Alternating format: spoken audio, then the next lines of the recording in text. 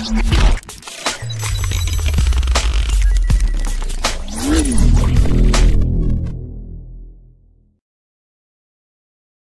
those goals are both a contradiction. The result is a G6 that looks nothing like its predecessors and even current competitors. The polarizing microdized aluminum is now gone in favor of a thick aluminum trim and the glass front and back. And those of you complaining about the trend of thin and light phones can actually put those to rest with the G6, as the company has even made the glass back flush with the dual camera lenses.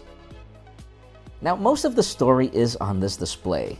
Years ago, we saw LG fit the same screen of the first Galaxy Note onto a smaller frame with the G2, and history repeats itself as we see a large 5.7-inch display fit into a body that's far smaller than devices like the iPhone 7 Plus with 5.5 inches on the display.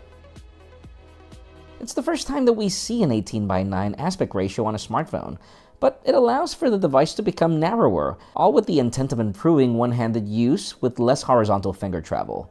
The result is quite striking at first glance, given the whopping 80% screen-to-body ratio. LG is dubbing this its full vision display.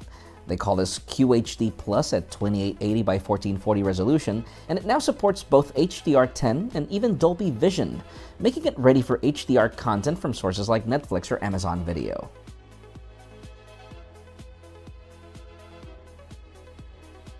Now, the rounded corners on the display play a very interesting role. Not only do they differentiate the device from anything else we've ever seen, but according to LG, these also help improve durability, as their testing has proved that they do a better job at withstanding 70% more falls than counterparts with regular sharp borders. The upside is that 18:9 is closer to the common movie aspect ratio for certain content consumption, and it also fits pretty much 2-in-1 territory, meaning you have two perfect squares at the top and the bottom for multitasking, and LG has even enhanced its user interface to fit these squares with enhanced content.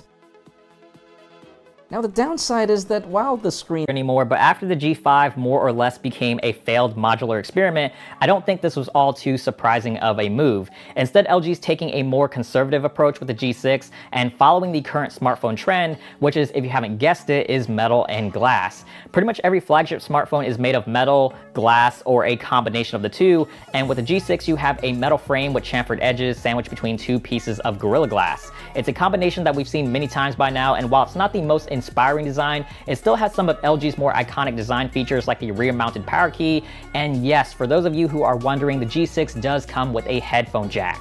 There's a couple of things that change with this new design, and these changes are huge. First off, because of this sealed-in design, you're no longer getting a removable battery, but at 3,300 milliamp hours, you are getting one of the largest batteries LG has ever put in one of their phones. Secondly, although you're losing the removable battery, this new design has allowed LG to make the G6 IP68 dust and water resistant, and with how valuable this feature is starting to become to even the most average of consumers, I think it's a trade-off that is completely worth it. Where LG is really pushing boundaries is on the front. The bezels on this phone are crazy thin, not only on the sides, but also along the top and bottom. It's got a 5.7-inch screen, but when you hold it, you'll have a very hard time believing that this is a 5.7-inch smartphone. It's surprisingly easy to use in one hand. A lot of that also has to do with the screen's new aspect ratio. It's a Quad HD screen with 18:9 or 2:1 aspect ratio if you simplify it, which makes the screen taller and narrower, allowing you to more easily wrap your hands around it. This new aspect ratio also means that if you split the screen in half widthwise, you'll get two perfectly symmetrical squares, and LG has tweaked their new interface to take advantage of this. You'll notice that many of LG's stock apps have been updated to follow the natural guidelines or proportions created by the 2:1 aspect ratio, and even elements like the new lock screen and wallpapers were designed with this aspect ratio in mind. The screen has built-in HDR support for brighter, sharper, and more brilliant colors, and both Dolby Vision and HDR10 are supported here, so you'll be able to enjoy movies and TV shows from streaming services that offer HDR content like Netflix or Amazon Prime Video. You might have noticed the corners of the display are also rounded to sort of match the rounded corners of the phone itself, and while the rounded corners are a nice aesthetic touch, it actually does serve a practical purpose. Usually when you drop a phone, the majority of the time it tends to land on a corner, and having the corners of the has given us its usual truckload of Android software customizations, and it's still far from being my favorite interface, but it's less offensive than it's ever been. And the 2:1 aspect ratio means that some system apps can split themselves into two uniform squares, which is kind of neat. The screen itself is a Quad HD IPS LCD that can kick out over 600 nits to overcome bright daylight, and it's HDR ready to boot. That's 4 acronyms in 5 seconds, so let's just get the spec sheet over with now, shall we? Snapdragon 821, 4 gigs of RAM, 3300 mAh battery, quick charge 3.0. In a nutshell, it's got everything a 2017 flagship needs to succeed, including Android Nougat and Google Assistant, and it's all inside an IP68 dust-proof and water-resistant case. There are compromises here too. The Snapdragon 821 isn't the truly bleeding-edge 835, which is expected to power Samsung's Galaxy S8. Do I care about that? Not really. I'm too busy celebrating the fact that dual-mode wireless charging is built into my US model. It's not included in other units.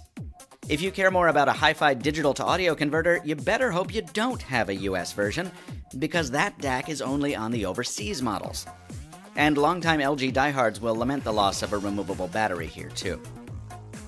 Finally, let's come back